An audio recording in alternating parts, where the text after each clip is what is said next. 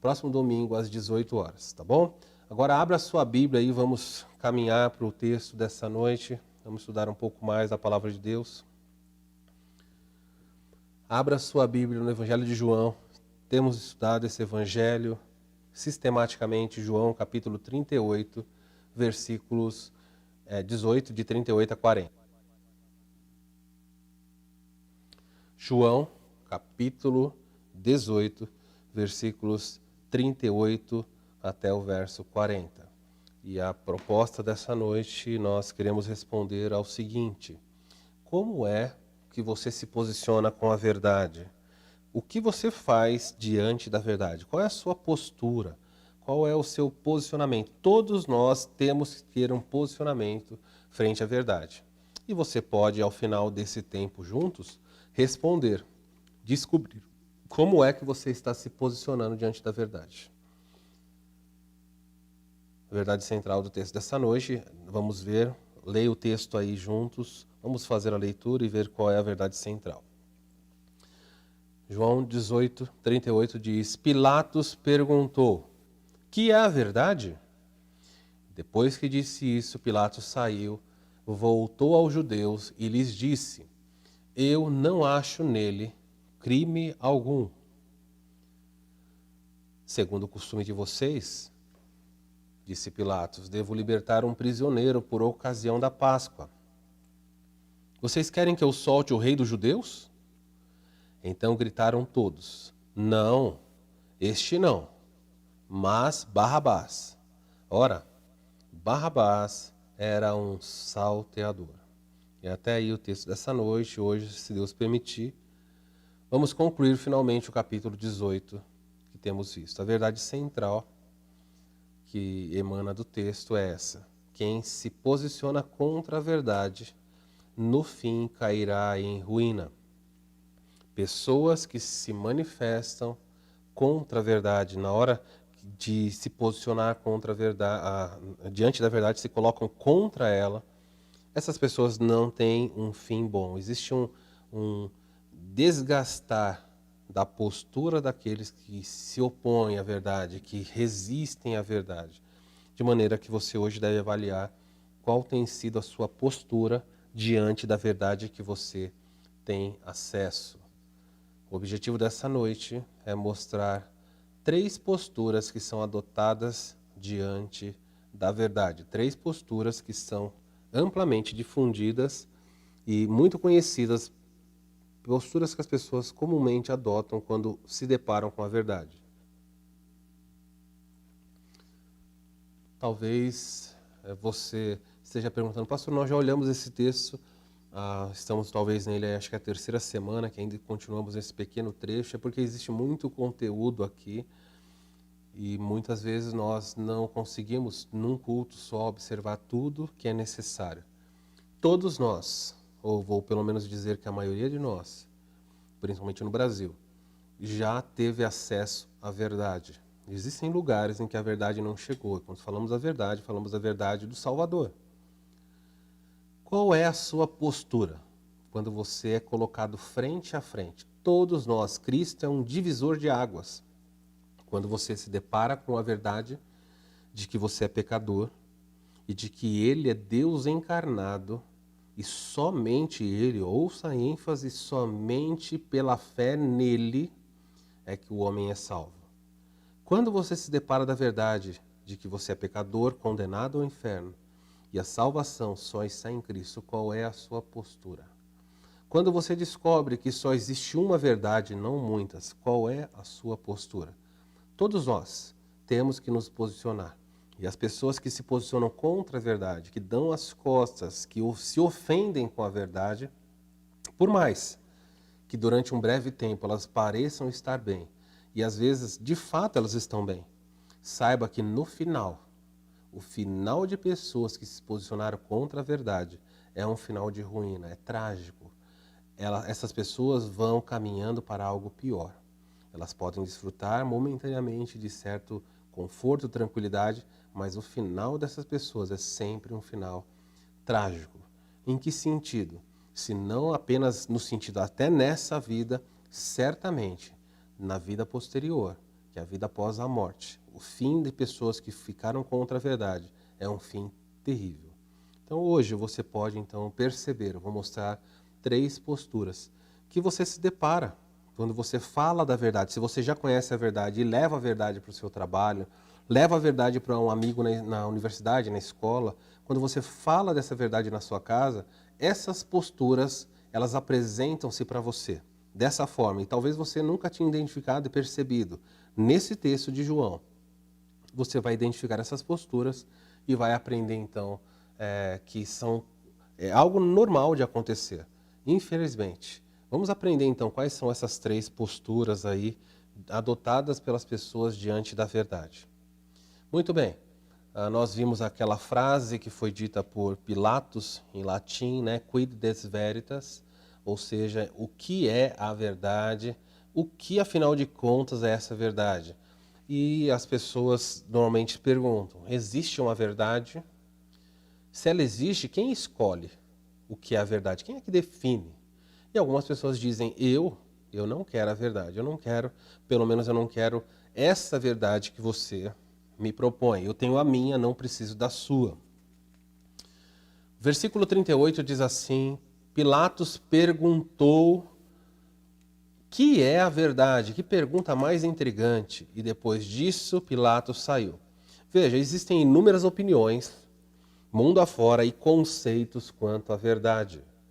Tal fato leva as pessoas ao primeiro grande perigo diante da verdade. Preste atenção. Quando você fala de verdade, existem muitas opiniões. Todo mundo tem a sua. O que é a verdade, afinal de contas? E veja, nos mais diferentes assuntos. Claro que aqui nós estamos falando de uma verdade que nós entendemos ser absoluta. Mesmo naquilo que nós chamamos de opiniões secundárias, se você perguntar qual é o melhor time de futebol, as pessoas falam, para mim a verdade é que o melhor time é, qual é a melhor seleção do mundo? Para mim a melhor seleção é, então as pessoas vão ter as suas opiniões e vão dizer, isso é a verdade.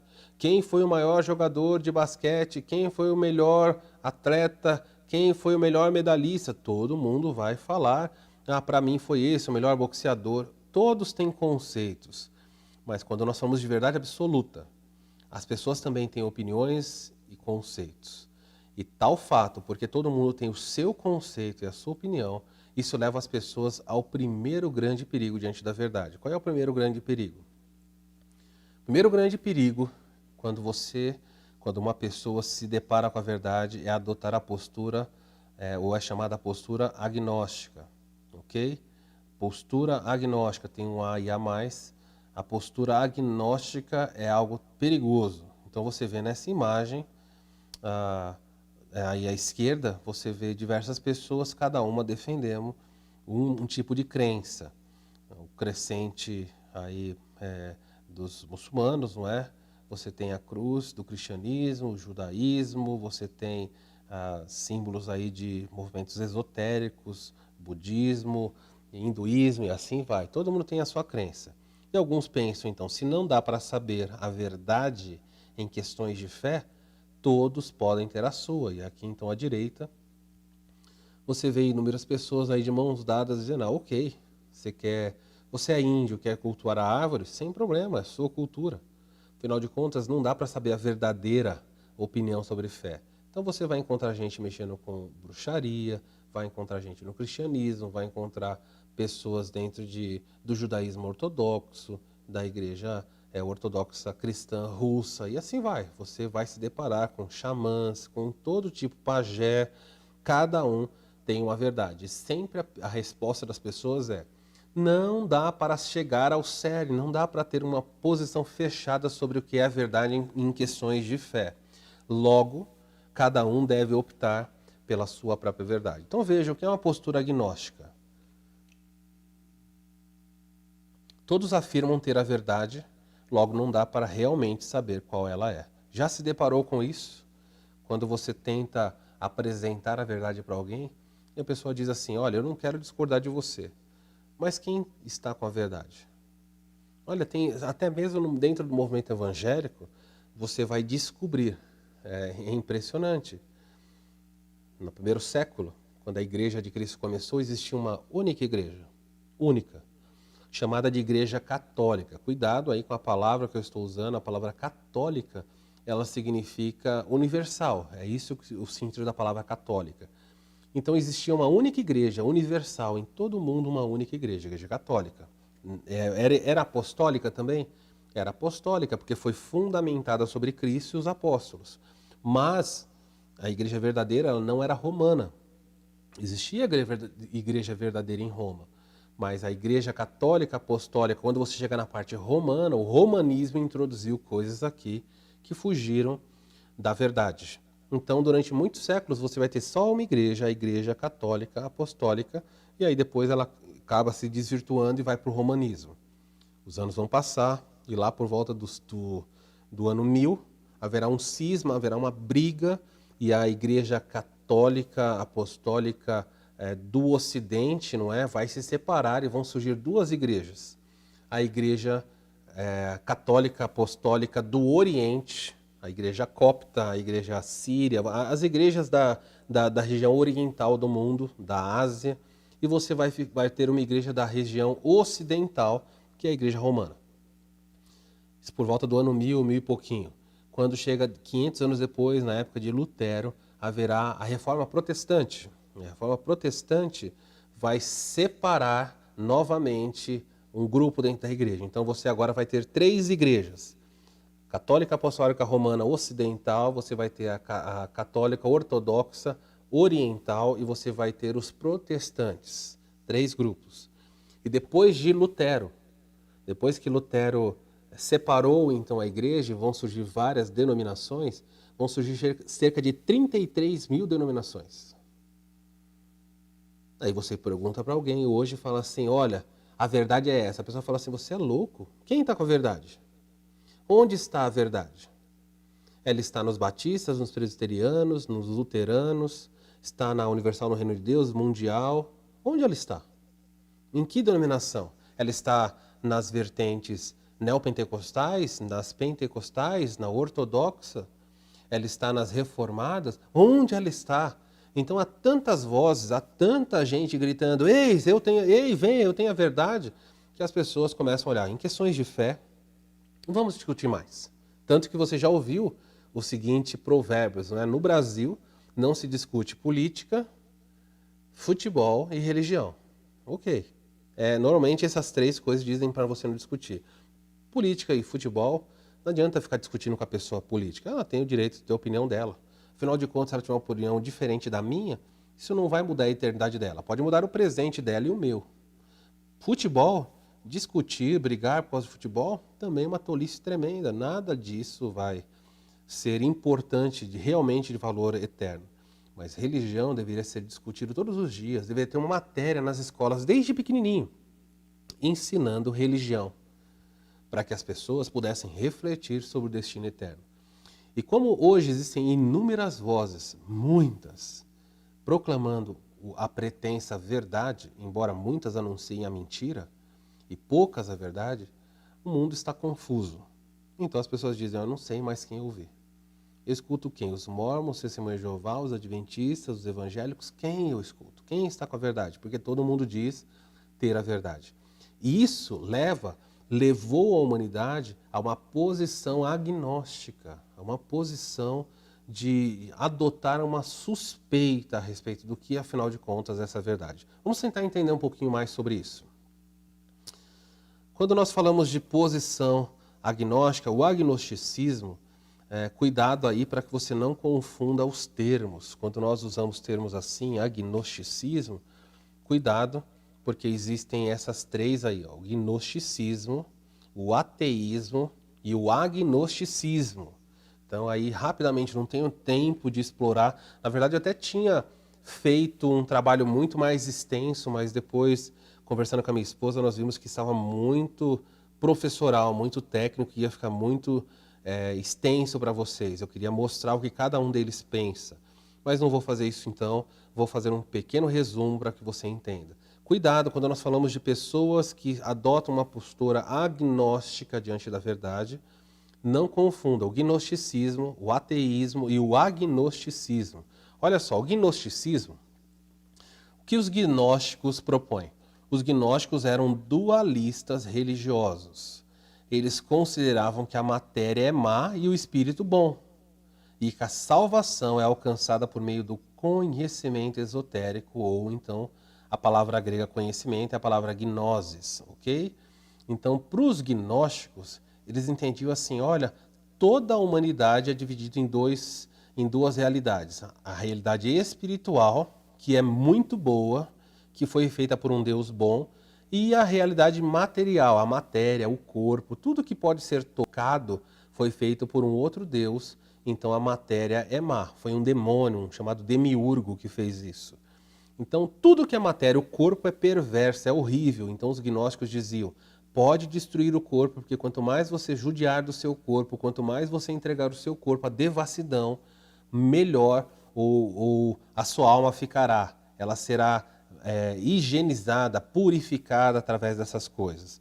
E o gnosticismo foi um perigo para o cristianismo, porque como eles diziam que a matéria é má, quando Jesus veio ao mundo como um bebê e encarnou, eles diziam, Jesus não pode ser Deus, porque um Deus santo jamais iria encarnar, visto que a matéria é má. Então o gnosticismo é uma proposta diabólica para atacar o cerne do cristianismo, que é a importância de Cristo ter se tornado um de nós. Mas por hora, para não me estender, o gnosticismo propõe isso. Matéria é má e o espírito é bom. A salvação, como é que eu sou salvo? Pelo conhecimento. Quanto mais você conhecer a verdade, quanto mais você iluminar a sua mente, você então vai aflorar um conhecimento e vai avançar. Pessoas com mente iluminadas. Então, nessa vertente do gnosticismo, para resumir aqui, você vai encontrar muitas pessoas que fazem meditação transcendental, elas estão buscando um conhecimento elevado, esotérico, estão iluminando o seu pensamento. Você vai encontrar muitas pessoas que acham que pelo desenrolar do conhecimento, principalmente esotérico, do misticismo, você então vai encontrar salvação. O outro grupo aí é o ateísmo. O ateísmo, o que é o ateu? O ateu é aquele que não acredita em Deus ou em divindades, nenhum tipo, tá bom? Nem de Deus, nem em divindades. E, portanto, o ateu faz o quê? Ele nega completamente a existência deles. Se você encontrar um ateu e ele vai falar assim, Deus não existe. Aí você fala, mas e outras divindades menores? Não, não existe nenhum tipo de divindade. O que existe é o que nós estamos vendo aqui. Então, o ateu, na prática, ele nega completamente a existência de divindades. E o agnóstico? O agnóstico, ele não nega a existência de Deus, tá vendo? É diferente do ateu. O agnóstico não nega a existência de Deus ou de divindades, mas diz ser impossível, preste atenção, afirmar com certeza a existência ou mesmo a inexistência. Então o agnóstico, ele diz o seguinte, Deus existe? Ele fala, não sei. Ele fala, não dá para provar que Deus existe. E também não dá para provar que Deus não existe. Você fala do céu, ele fala, não, o céu não dá para saber se o céu existe. Ninguém foi lá e tirou uma foto. Então, não sei se ele existe. Ah, então você está dizendo que ele não existe? Ele fala, não, eu não estou dizendo que não existe. Estou dizendo que não dá para provar e nem para negar. Então, é uma posição muito confortável. Ele simplesmente diz, eu não sei. Eu não sei. Não vou discutir com você. Você acredita? Ah, ok, eu respeito. Eu não estou dizendo que não existe, nem que existe, eu só não sei. Eu sou uma pessoa com mais pé no chão. Entre os proponentes dessas ideias, talvez você fique surpreso, mas algumas pessoas são muito defensoras disso. Esse daí é talvez o ateu mais famoso, Nietzsche. Friedrich Nietzsche foi um defensor aberto do ateísmo e tem aí como o seu nome como um dos expoentes dessa vertente. Ah, mas ele não está sozinho. Você encontra aí atrizes famosas como Angelina Jolie, também diz abertamente que Deus não existe, nega completamente a existência de Deus em divindades. Jodie Foster, talvez você goste de filmes que ela já fez, uma atriz excelente, mas é ateia. Aí esse personagem famoso ultimamente por ter feito o filme do Coringa, também é alguém que nega abertamente. E aí você tem Morgan Freeman e tem uma série de atores que vão mostrar que não existe esse negócio de Deus, é uma invenção da humanidade. No caso do agnosticismo, você vai se deparar aí talvez alguém muito conhecido, você tem Charles Chaplin. Charles Chaplin era alguém que era agnóstico. Ele não negava e não afirmava. Ele falou, não sei, eu estou vivendo a vida aqui. Quando eu morrer eu descubro se Deus existe ou não, se o céu existe ou não, o inferno existe, todas essas coisas. No caso do gnosticismo, talvez, e aí eu digo como talvez mesmo, você tem a figura de Platão, o platonismo ou o neoplatonismo, embora não dá para afirmar abertamente que eles eram gnósticos, mas a ideia dualista do platonismo propunha uma separação dualista aí de realidades, e isso vai ser o berço da onde vai surgir o gnosticismo. No caso, olha na direita, onde está o Chaplin ali, o agnosticismo, certamente você podia colocar aqui Pôncio Pilatos. Pôncio Pilatos adota uma postura agnóstica, e é isso que eu quero que você entenda para que o texto que nós estamos lendo faça sentido, porque você vai encontrar muitos agnósticos no seu dia a dia. A verdade no mundo antigo, a verdade onde Pilatos nasceu, o mundo em que Pilatos existiu, era um mundo onde era dominado pela filosofia grega. Havia discussões sobre a verdade, as discussões sobre ela eram comuns, cansativas, intermináveis e filosóficas. Este é o pano de fundo para o que Pilatos vai dizer para Jesus. Pilatos cresceu num mundo em que a filosofia grega dominava. Era comum, nos meios mais elitizados, discussões intermináveis a respeito do que é a verdade. Quem está com a verdade? Então os gregos faziam isso, os gregos conversavam muito sobre essa questão. Então eu quero que você, tendo esse pano de fundo, entenda por que Pilatos vai se posicionar da forma como ele fez. Ele está interrogando Jesus, ele quer saber se Jesus é culpado ou não. O interesse dele, já vimos, era saber se Jesus é alguém que está montando um grupo de sedição, um rebelde. E Jesus diz, olha, o meu reino não é desse mundo. Ah, então você é rei? Sim, eu sou rei, mas o meu reino agora, Pilatos, agora, neste momento, não é. E esse agora, já vimos, um dia será. Então Jesus diz o seguinte para Pilatos. O que fez com que Pilatos ficasse desinteressado na conversa foi a frase de Jesus que diz, eu nasci para isso. Você é rei? Jesus fala, sim, eu nasci para isso. E aí Jesus vai falar no versículo 37, eu vim para dar testemunho da verdade. Quando Pilatos ouviu a frase, dar testemunho da verdade, ele falou, nossa, mais um aí. Mais um rabi, porque Jesus era conhecido como rabi, mais um que vai querer discutir sobre a verdade. Jesus fala, eu vim para dar testemunho da verdade. Em segundo lugar, Pilatos, todos os que são da verdade ouvem a minha voz. E aí Pilatos interrompe Jesus e fala, verdade? Jesus, os filósofos debatem isso há muito tempo. Eu escuto sobre verdade desde que eu sou criança. Ninguém sabe definir o que é verdade.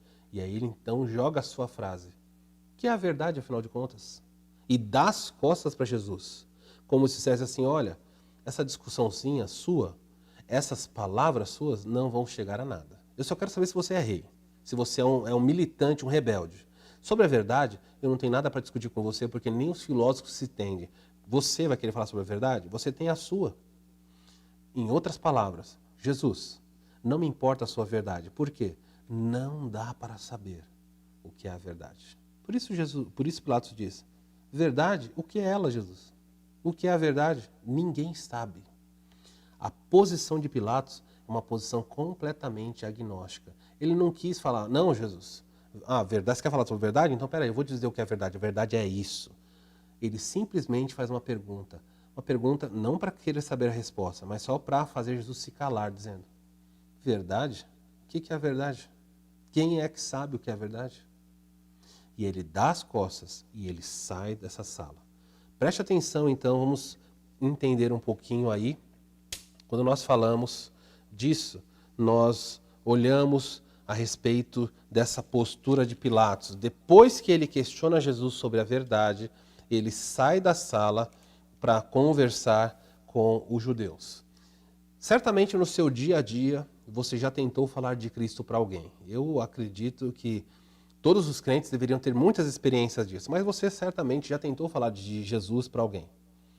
E quando você está explicando, as pessoas dizem, mas quem está certo? O texto dessa noite serve para ilustrar como é comum você encontrar nos mais altos níveis ou até nos mais simples, pessoas com uma postura agnóstica. Já tentou evangelizar alguém na sua casa? Talvez você está me assistindo e você tem pais que não são crentes ou filhos que não são convertidos. Alguma vez você se aproximou deles e começou uma discussão e você começa a falar não sobre a verdade. E você diz assim, olha, o inferno existe. E a pessoa diz para você assim, como você sabe? E aí você escreve, pastor, como é que eu provo a existência do inferno? Ou você vai falar sobre o céu, a pessoa fala assim, como é que você sabe que o céu é real? Deixa eu perguntar uma coisa para você, francamente, você que está me assistindo. Você crê que Jesus existe? E você fala, sim, amém, eu creio, é isso aí. Mas você já viu ele? O agnóstico vai esfregar isso na sua cara dizendo, olha, não estou dizendo que Jesus não existe. Veja bem, não me confunda como inimigo da fé. O agnóstico é alguém muito... transita bem nos meios, porque ele diz, não estou dizendo que não existe. Só estou falando que eu e você não vimos. Então vamos ser honestos um com os outros aqui. Não se dá para saber. Só isso. Se você admitir que não dá para saber, nós vamos caminhar bem e tranquilo. Então não dá para saber sobre vida após a morte. Por que você está falando para mim que eu vou morrer e vou para o inferno? Como é que você sabe? Como é que você sabe que não existe purgatório? Como é que você sabe que existe vida após a morte? Como é que você sabe dessas coisas? E a resposta do cristão é pela fé. Eu creio no que a palavra de Deus diz. Eu entendo a palavra de Deus como uma verdade absoluta. Eu creio não porque eu vejo. Eu creio porque a palavra diz isso. A Bíblia afirma, então eu creio. E o agnóstico vai rir para você e vai dizer, ok. Você acredita que a Bíblia é a palavra de Deus? E eu falo, sim. E ele vai dizer assim, não dá para saber. É sua opinião. E você vai se desgastar, e vai se desdobrar, e vai trazer argumentos, vai usar livros, vai fazer... Pode fazer o que você quiser. No final das contas, o agnóstico sempre vai dizer para você, ok, tudo que você crê é uma questão de fé. E é verdade. O fato é que é verdade. Nós fazemos afirmações por fé. Você crê que Deus criou a terra, criou o universo? Sim, pela fé. O autor de Hebreus diz isso. Pela fé, nós acreditamos que Deus trouxe à existência esse mundo por meio da sua palavra. E é isso aí, é fé. E os agnósticos, eles são muitos. E eles estão espalhados em todos os lugares. São pessoas que vão ouvir você e vão dizer para você, desculpe, não vamos discutir sobre isso porque eu e você não sabemos. Ok, muito lindo essa postura. Mas eu quero propor para você até mesmo, na questão, se fosse fazer um arranjo matemático, o agnóstico, ele tem um problema para lidar. Se eu e um agnóstico estivéssemos numa sala e eu dissesse para ele lá fora, nós vamos ter que sair aqui desse ambiente, vamos ter que sair desse lugar onde nós estamos. E lá fora tem um leão, feroz, faminto. Então eu pego uma arma e eu começo a me preparar, porque eu vou sair e o leão está lá. Eu digo, o leão está lá, e o agnóstico que está comigo diz, não dá para saber se tem leão. O ateu diz, nós somos em 3, tá? O ateu diz, não tem leão. O cristão diz, tem leão. E o agnóstico fala, não dá para saber. E a conversa começa. O cristão então pega uma arma e começa a se preparar para sair. O ateu fica dando risada, fala, você é bobo, olha o tempo que você está perdendo, se preparando para o que está lá fora, não existe nada lá fora. E o agnóstico fala assim, não vou dizer que você está errado de se preparar, só estou dizendo que não sei, não dá para saber. Finalmente chega a hora que a porta abre e os 3 saem. Sai o cristão, armado, sai o ateu, claro, sem nada, porque afinal de contas não existe nada lá fora, vai se armar para quê?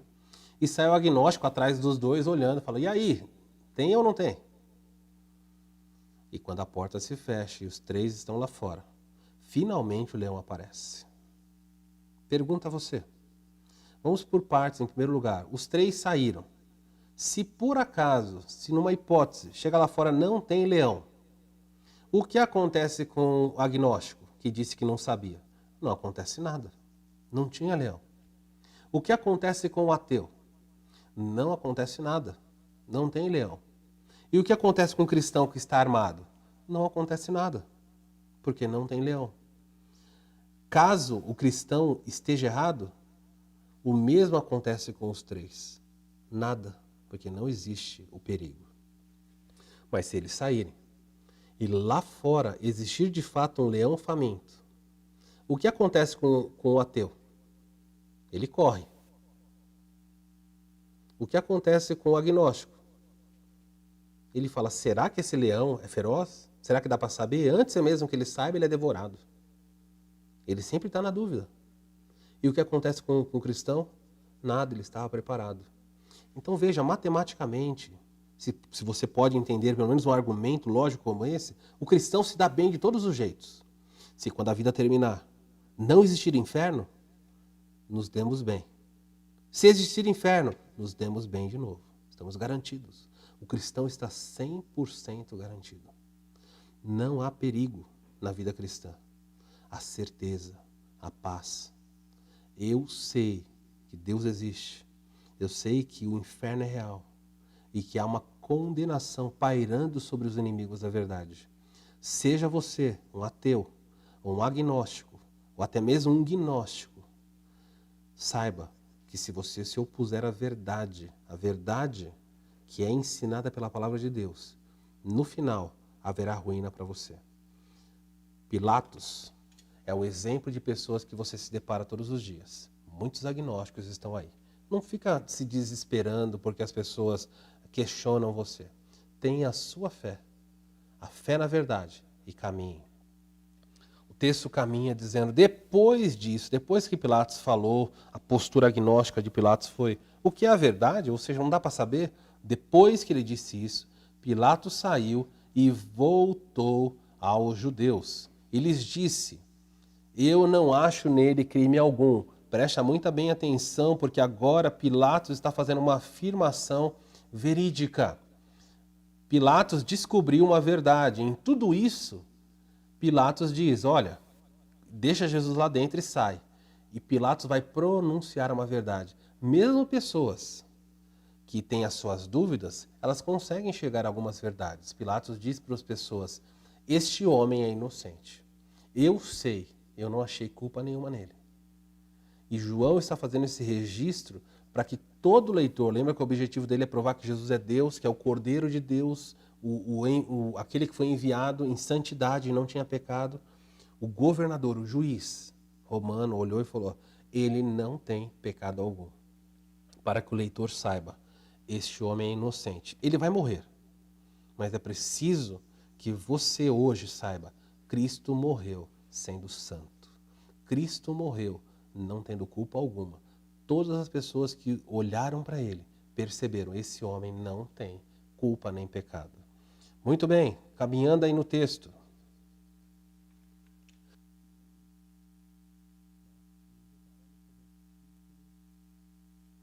Caminhando no texto, nós nos deparamos com o versículo 39. Então Pilatos diz o seguinte, segundo o costume de vocês, devo libertar um prisioneiro por ocasião da Páscoa. O que é isso? A Páscoa era uma festa, a festa da libertação, a festa em que eles lembravam a libertação do Egito, do cativeiro do Egito.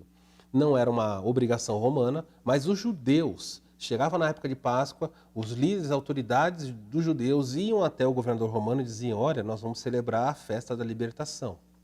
E nós exigimos, nós queremos que você liberte um dos judeus que estão cativos aí.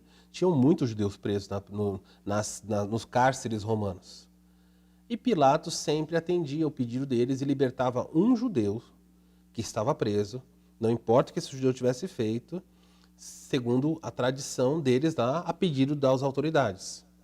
Então Pilatos vai cair no segundo erro. O primeiro erro diante da verdade é o agnosticismo. Não vamos discutir isso porque não dá para saber. Mas Pilatos vai cair num segundo erro, um erro muito comum de pessoas que se deparam com a verdade. Quem vocês querem que eu solte? O Pilatos pergunta, vocês querem que eu solte o rei dos judeus? Uma pergunta intrigante. Por quê? Porque Pilatos sabia que ele era inocente. Nós acabamos de ver isso, não é? Olha só, preste atenção aí que nós estamos falando que Pilatos tinha um pleno conhecimento do que acontecia. Ele mesmo declarou, olha lá, eu não acho nele crime algum. Se Pilatos é um juiz e viu que Jesus é inocente, qual seria a postura de Pilatos? Simplesmente libertar Jesus. Essa é a postura de um juiz íntegro. Mas Pilatos caminha em direção a um erro terrível.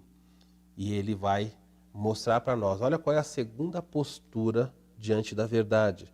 Pessoas que adotam uma postura de terceirização. A terceirização, ou seja, eu sei que você está certo, eu sei que a verdade é que ele é inocente, mas eu não vou me posicionar.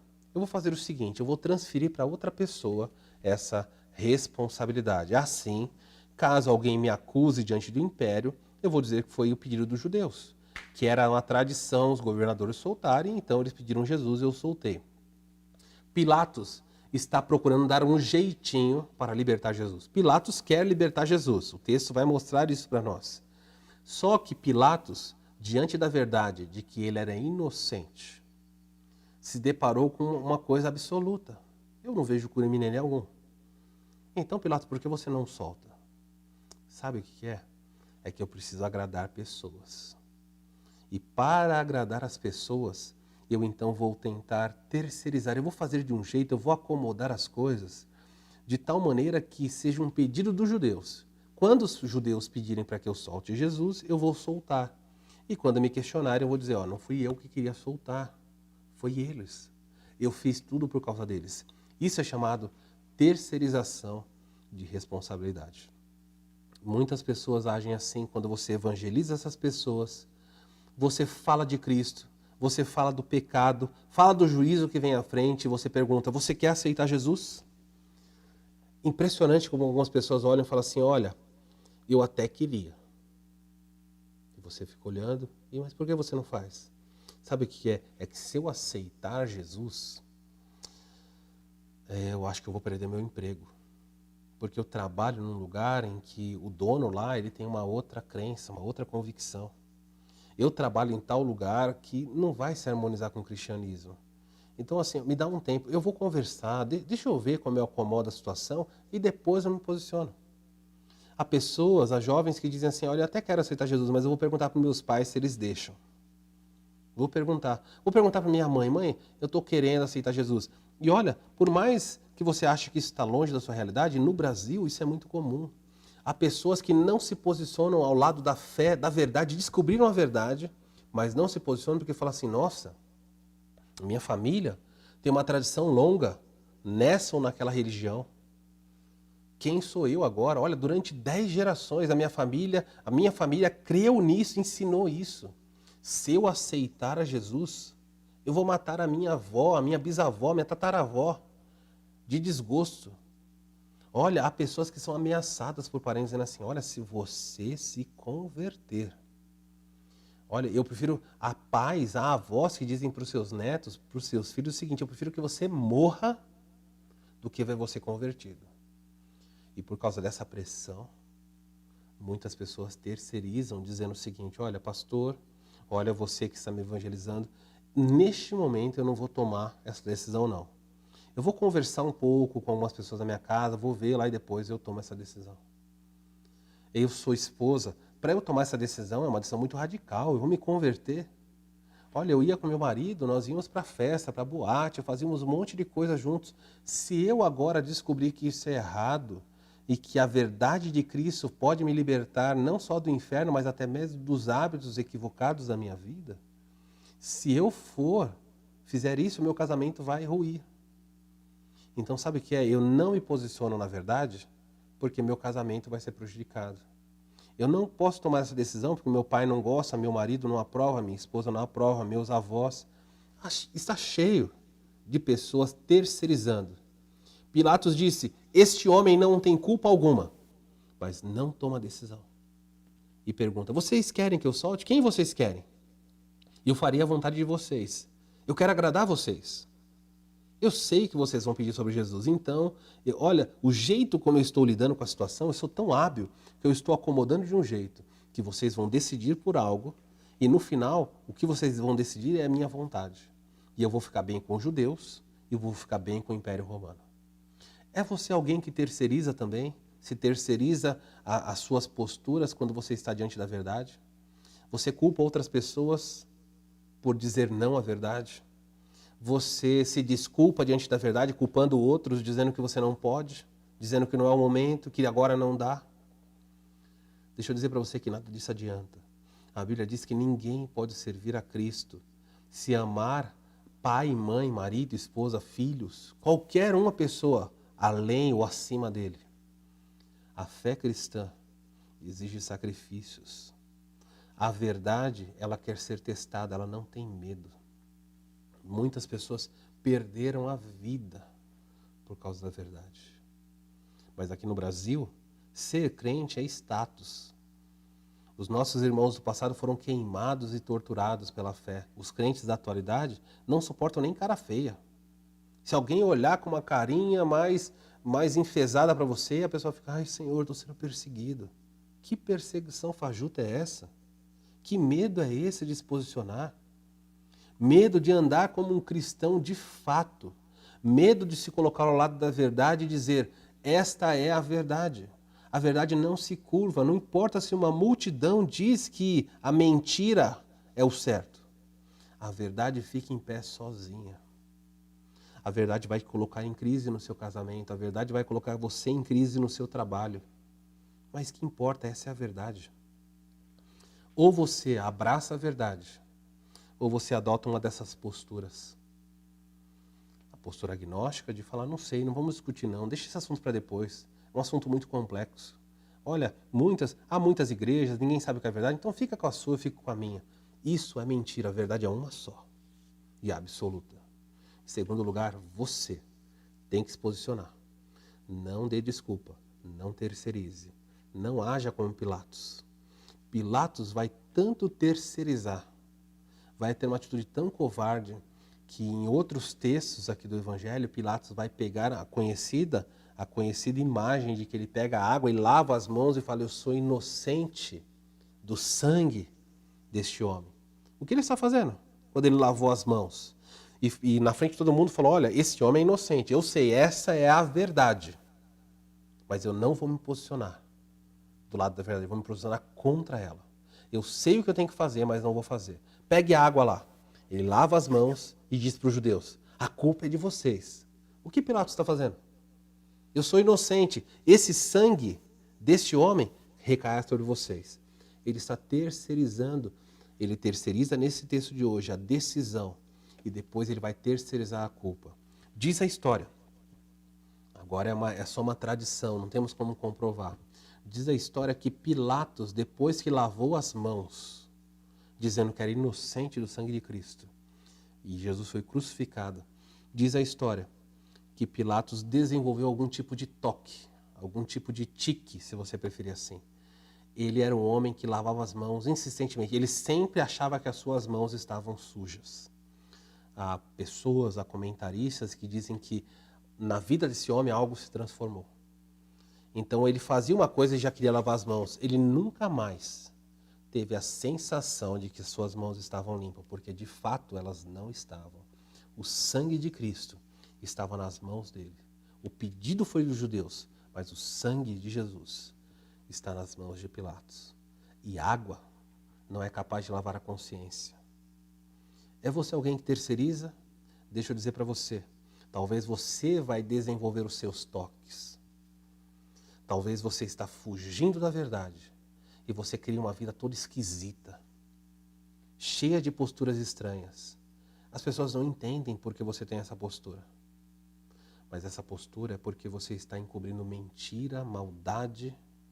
E enquanto Cristo não te libertar, você jamais será livre. Pode se lavar. Pode lavar a sua mão. Pode lavar o seu rosto. Pode trocar de roupa.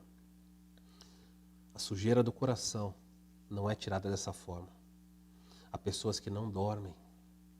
Não dormem porque não encontram paz, não existem paz na sua alma.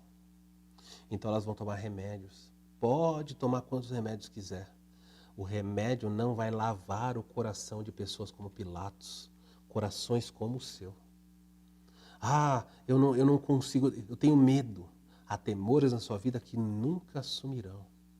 Por quê? Porque não é aconselhamento, não é ajuda, não é a casa segura, não é portão, não é trava, não é nada. Nada pode trazer a segurança que só Cristo dá.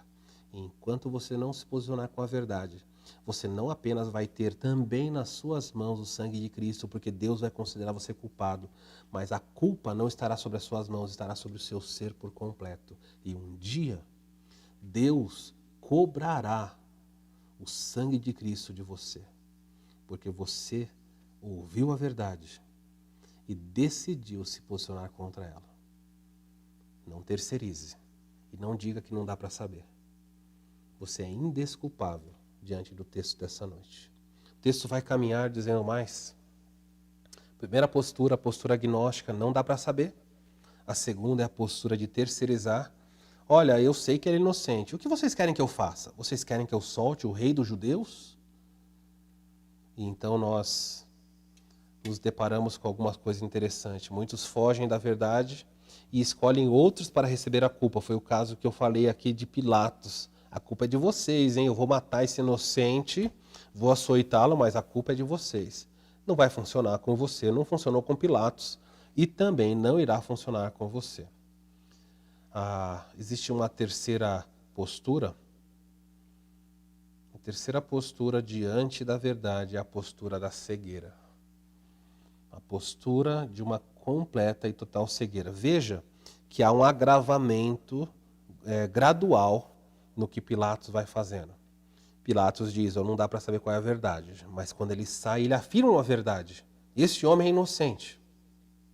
Mesmo diante da sua consciência, sem ninguém falar nada, ele chegou à conclusão de que Jesus era inocente, os seus olhos estão se fechando, ele terceiriza para os judeus a responsabilidade de soltar, ou mesmo do sangue, mas no final, o que acontece com pessoas que se posicionam contra a verdade é uma ruína completa, é uma cegueira brutal.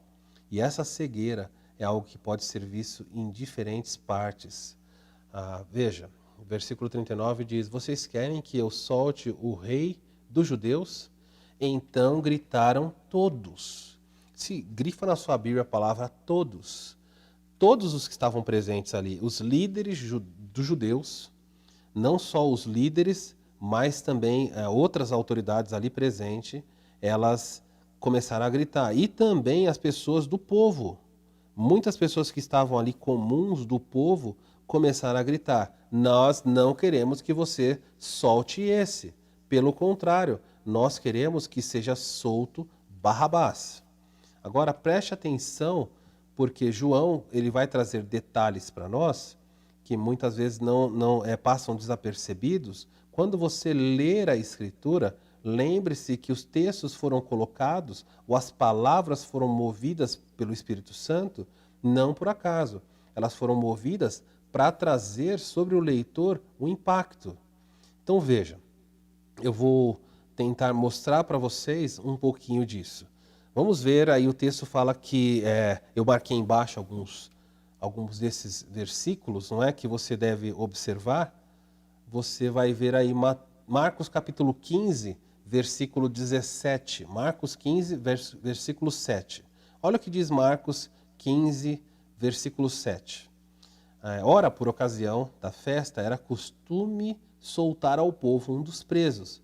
E aí você tem aqui algo que mostra a cegueira. Qualquer que lhes pedissem. O povo tinha o direito de pedir a liberdade de um prisioneiro. Jesus era um homem dócil, fez milagres, ressuscitou, alimentou, era um homem maravilhoso. Mas olha o que o versículo 7, como a cegueira, como a obstinação frente à verdade leva à ruína. E a primeira ruína, e uma das maiores, é a cegueira, a completa cegueira. Havia um homem chamado Barrabás. O Barrabás aí, essa palavrinha inicial, bar aqui, significa filho de.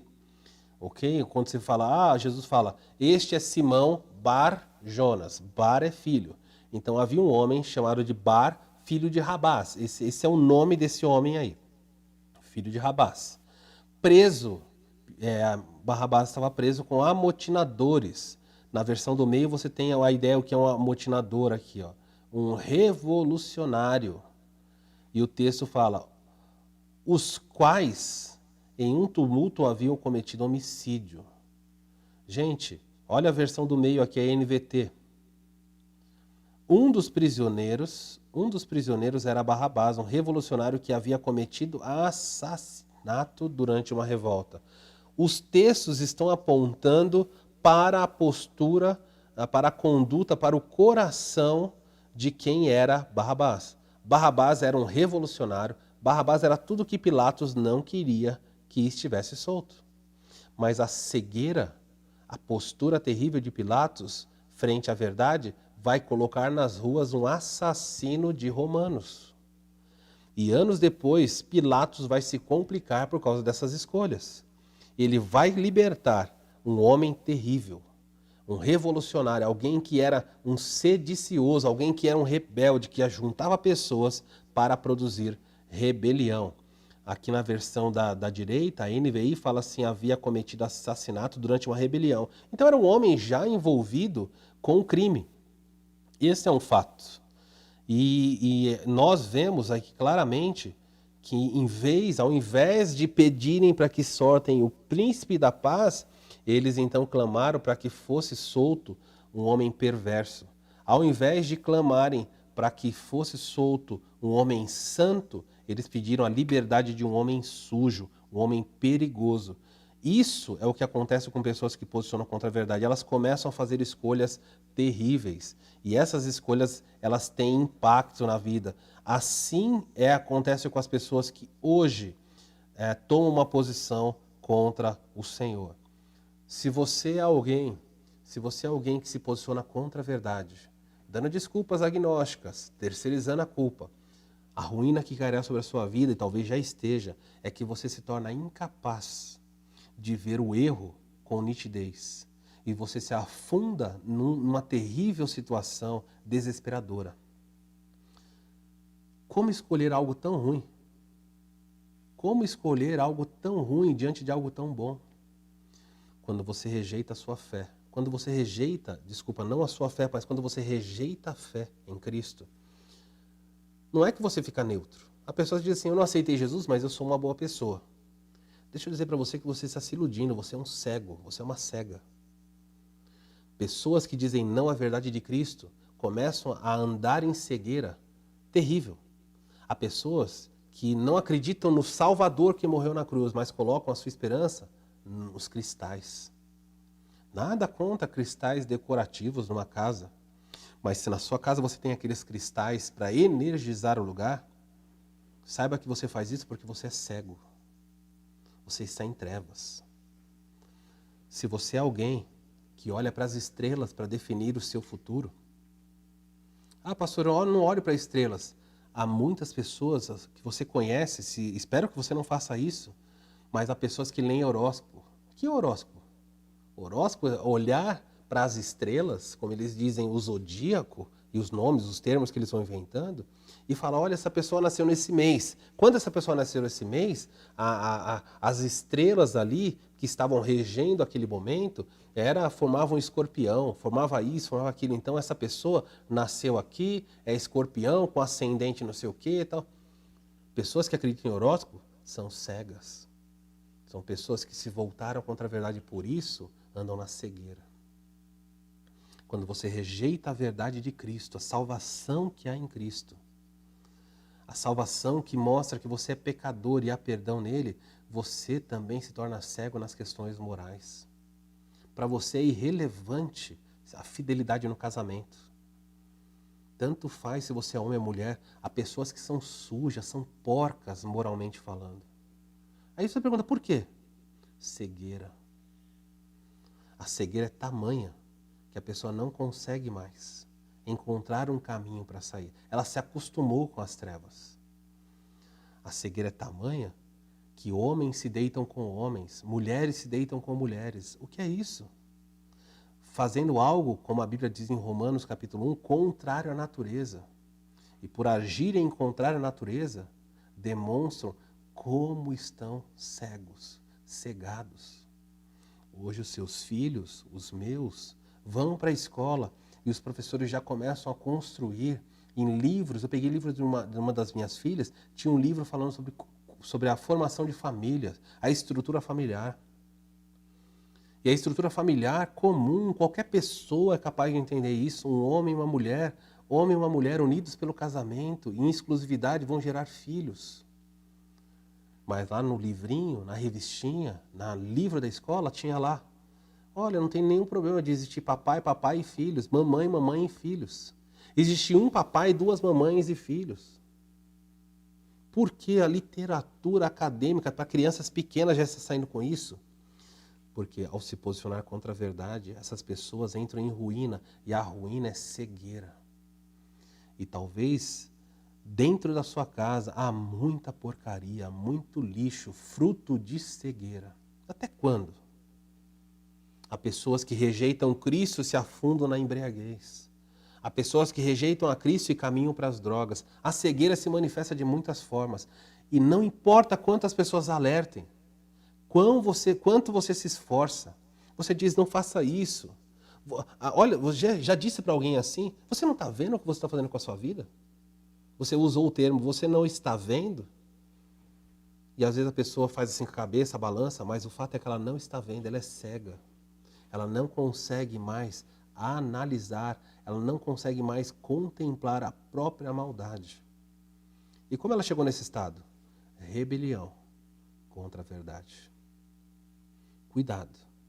Pilatos teve alertas. Assim como você alerta alguém dizendo, olha, para, mude. E a pessoa não faz. Aconteceu mesmo com Pilatos. Olha aí o que o texto diz, o texto de Mateus 27. Vou projetar para vocês Mateus 27. Veja o que acontece, Mateus 27, versículo 15. Veja como Pilatos foi alertado. Aí do 11 ele fala que Jesus está em pé diante do governador. Vamos ver aqui. Ora, por ocasião da festa, estou lendo aqui a partir do 15. Ora, por ocasião da festa, costumava o governador soltar ao povo um dos presos conforme eles quisessem. Naquela ocasião, tinha eles um preso muito conhecido chamado Barrabás. Estando, pois, o povo reunido, perguntou Pilatos, a quem quereis que eu solte? A Barrabás? Preste atenção, olha a cegueira. Querem que eu solte a Barrabás ou a Jesus? E no caso de Jesus, Mateus, movido pelo Espírito Santo, acrescenta um detalhe impressionante. A Jesus o chamado Cristo. Vocês querem que eu solte o bandido ou o ungido? Vocês querem que eu solte o santo ou o assassino? Mas a cegueira das pessoas era tão grande. Olha o verso 18. Pilatos fez essa pergunta porque sabia que por inveja, mais uma vez, olha como Pilatos tinha consciência. Conhecia a verdade, por inveja o tinham entregado, mas não se posicionou diante da verdade. Olha só, não ouviu sua consciência. Verso 19. Estando ele no tribunal, sua mulher mandou dizer-lhe. Agora Pilatos vai ter ajuda, e preste atenção, da sua auxiliadora idônea. Pilatos 2 vezes rejeitou a sua consciência diante da verdade. Não vejo nele crime algum. Depois Pilatos diz, a sua própria consciência fala assim, olha, ele sabia que Jesus tinha sido entregue por inveja, mas ele está cego. Então a auxiliadora idônea, que estava na vida dele, a sua esposa, manda um recado, não sabemos se ela está perto ou enfim, ela não conseguiu interferir no julgamento, mas ela faz uma súplica desesperadora ou desesperada a Pilatos. E olha o que ela diz. A sua mulher mandou dizer-lhe, não te envolvas com esse justo. A mulher está dizendo que Jesus é um justo e Pilatos não ouviu. Não se envolva com esse justo, por quê? Porque hoje, em sonho, muito sofri a seu respeito. A mulher de Pilatos diz, olha, não se envolva com esse homem justo, por favor, porque eu tive um pesadelo. Hoje, dormindo, eu tive um pesadelo em que eu sofri muito. Nós aí talvez, mas ela, claramente, sofri por causa desse homem.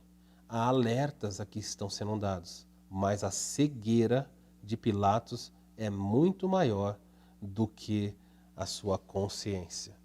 É você alguém assim? Que ouve os alertas e toma a postura agnóstica?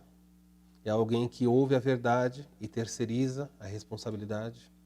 Ou é você alguém que já é tão cego que mesmo a sua consciência, mesmo a voz de alguém muito próximo, a sua esposa, o seu marido, um amigo, um pastor, diz, por favor, não faça isso. E Pilatos vai condenar Jesus à morte, mesmo diante de todos os avisos. Isso é a cegueira. Caminhando para o final, olha o que acontece. A minha pergunta para você é, qual seria a sua posição hoje diante da verdade? Como você se posiciona? Existe a verdade? Você é agnóstico? Você diz, escolham o que é a verdade? Você terceiriza para os outros? É os outros que estão decidindo a sua vida eterna? Ou você é cegueira? A cegueira tomou conta a ponto de você dizer, eu não quero a verdade. Se você é assim, que triste é isso para a sua vida. Porque quem se posiciona contra a verdade, no fim, cairá em profunda ruína. Que Deus te ajude.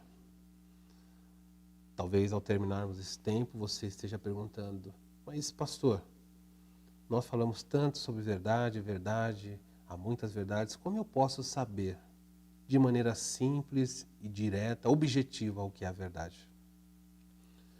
Jesus prestes a morrer, pouco antes de ser preso aqui, entregue a Pilatos, Jesus estava orando e falando com Deus o Pai. E ele faz um pedido ao Pai, em nome dos seus discípulos. Ele diz assim, Pai, João capítulo 17, versículo 17, ele vai dizer, Pai, santifica-os na verdade. A tua palavra é a verdade. Quer saber qual é a verdade? Quer entender a verdade absoluta de Deus? A verdade está aqui. Ela não está nas novelas, ela não está no Facebook, ela não está nas muitas vozes que são ditas por aí. A verdade está aqui, na palavra de Deus. E essa palavra diz que todos pecaram, sem distinção. Todos os seres humanos são pecadores. E pecadores, a Bíblia diz que o salário do pecado é a morte eterna. E se você é um pecador, e pode ter certeza disso, não há dúvida. Mesmo que você diga, não dá para saber, você é um pecador. E você sabe. Mesmo sem a Bíblia, você sabe que você é um pecador. O salário do pecado. Salário não é favor que alguém faz, salário é obrigação. Quando você trabalha e chega no fim do mês, o seu chefe não fala para você, olha, eu vou fazer um favor, pagar o seu salário. Não, salário é obrigação. E a Bíblia diz que o salário do pecado é a morte. E Deus é um bom pagador, Deus é um empregador honesto. Ele pagará com a morte os pecadores. Mas a mesma palavra diz que o dom, agora é dom, não é salário. O presente gratuito de Deus está em Cristo, a vida eterna. Você entende isso? Reconheça-se como pecador. Ouça a verdade da palavra de Deus. Clame ao Senhor por perdão. Se você não consegue, fala, Senhor, livra-me da cegueira. Eu não consigo ver. Senhor, salva-me, perdoa-me.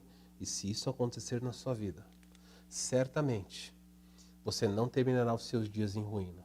Mas se você não fizer isso, lembre-se, tragédia e destruição, sem fim, agonia e tormento eterno estão à sua frente. E Deus te ajude a entender e a mudar. A verdade é capaz de libertar. O que é a verdade? A verdade é Cristo Jesus. Vamos orar.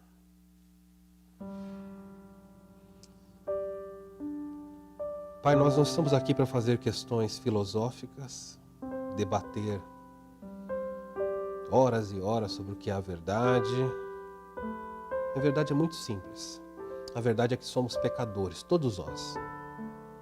A verdade é que Adão pecou e condenou a raça humana ao inferno. Adão, o nosso representante, condenou toda a raça ao inferno. Mas o Senhor, sendo rico em misericórdia, enviou Cristo para se tornar um de nós, para assumir essa matéria, nosso corpo, para que o Senhor também pudesse nos redimir. Ele precisou se tornar homem para ser substituto. como o salário do pecado é a morte, o Senhor pagou o salário do pecado sobre ele. E ele morreu sem culpa. Recebeu a minha culpa e a de todas as pessoas. E agora, Senhor, o perdão que há nele é oferecido gratuitamente àqueles que pela fé o aceitam. Tem misericórdia dos agnósticos que estão aqui, que vivem dando desculpa que não dá para saber. Mas o fato de não dar para saber, e é verdade, muitas coisas que nós não temos como provar. A minha ignorância, o meu desconhecimento não diminui em nenhum grau o fogo do inferno. Quando as pessoas dizem que não sabem, isso não muda o juízo. O Santo Espírito chama os que são seus. Desperta aqueles que estão ouvindo essa mensagem, que eles ouçam a verdade. O Senhor Jesus disse que veio dar testemunho da verdade, e aqueles que são dele ouvem a verdade. Aqueles que permanecem em cegueira, permanecem porque não te pertencem. Abre os olhos pela fé daqueles a quem o Senhor vai salvar. Que eles clamem por perdão, clamem por ajuda. E certamente não entrarão em ruína. Obrigado pelo perdão que há em Cristo. Obrigado pela verdade que temos. Nós oramos em nome de Jesus. Amém. Nós vamos cantar. A verdade é uma só. Você pode ter acesso a essa verdade. Lembre-se, Cristo Jesus, a verdade que liberta. Vamos cantar.